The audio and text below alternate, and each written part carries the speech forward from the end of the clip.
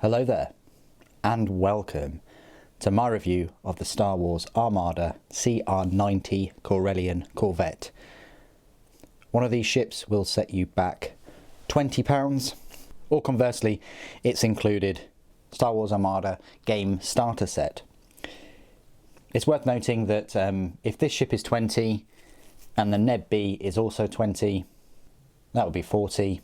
And the Victory class is also 40, you're looking at £80, and the set itself is normally 100. So you're paying, what, £20 more for all the dice, the range ruler, and all the fighters as well. And those fighter squadrons are normally about £20 per set. And as you can get a discount off of these ships, you can also get a discount off of the starter set. Probably find the starter set for about £70, so even better.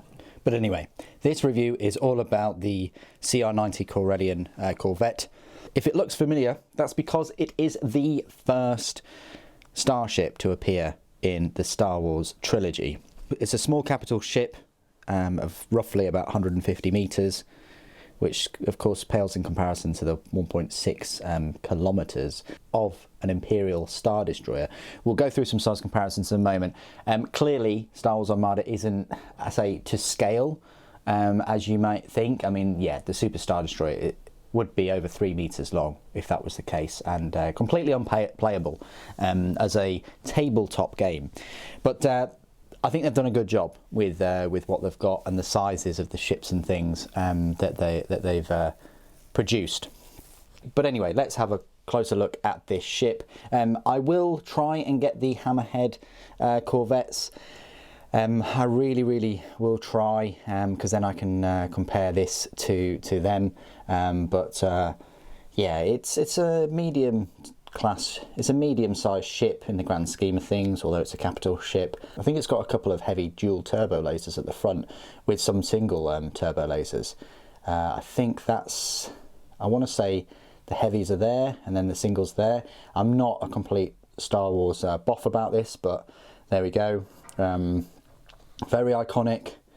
Odd that you've got, yeah, a red ring there and a red ring there. I think X-Wing also has one of these, but it's much bigger because it's a different sort of scale game. But yeah, really nice little ship, and worth picking up a few of these. Let's have a look at what else you get in the set. Now I'm comparing what I was provided with in the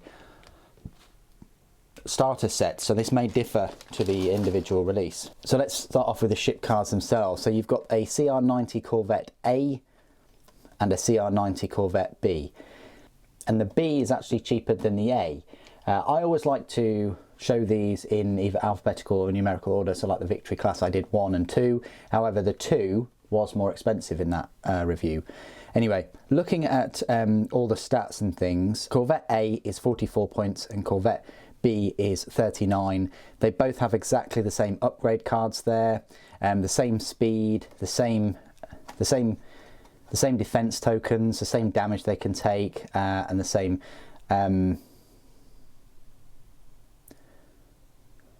number of command tokens as well. The only difference really between the A and the B is just the blue dice and the red dice.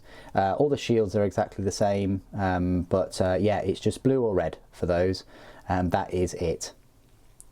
So it's up to you whether you think the red are worth an extra 5 points. This is the ship cardboard cutout, which clearly shows, you know, the differences there with the blue and the red, A and B, and that would just normally go underneath here next to all the shield dials.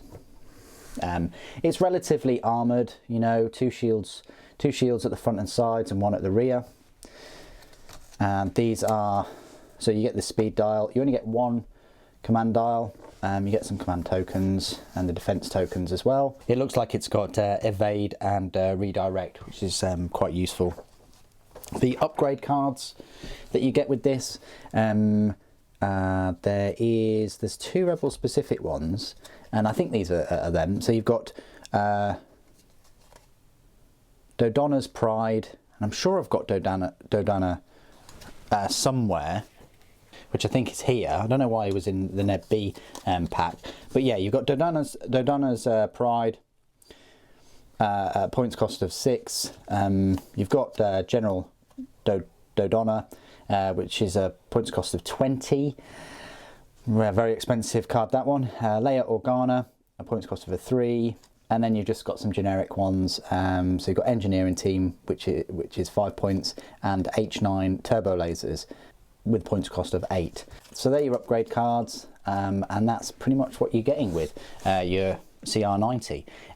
But let's have a look at all of these size comparisons. So let's straight away compare the size of this one to a Nebulon B frigate. I always thought with the films and things that the Neb B was absolutely huge. I didn't think that the Corvette would be this size. I really did not. But there we go. The Neb B is on the same size base. They're the 2 Rebel capital ships that you get in the set, and we might as well just pull over the Imperial ship, the Victory class Star Destroyer, and it does dwarf them. Still under 100 points or so, I think, for all the ships there, for each ship. What we'll do is we'll just show you some comparisons with some of the other Rebel ships that I've managed to collect. I haven't got like a Starhawk or anything yet, so I will be comparing the Starhawk to the Corvette and the Neb B whenever I get that. But here's a MC30C, again on the same size base, but a much larger ship, and way better armed. So there's that one, and then you've got the classic little transports, the flotilla here, the Rebel transports. So there you go. Can't really have a size comparison without comparing the Corvette to some X-Wings. It's right here. Of course, it being a Corvette, I might as well compare it to a cruiser, which is right here, an Imperial Arquitens, and it just gives you an idea of the sizes there involved. And we know how big those are thanks to some Star Wars programs. And the final comparison I'd like to make is just with an Imperial Star Destroyer. Now this is where you get to understand how all these ships aren't really to scale with one another. So this is an Imperial Star Destroyer. Now, yeah, I would say that the Corvette would be probably half the size of that, maybe even a little bit more, because, you know, technically this Corvette is meant to be fitting into that docking bay.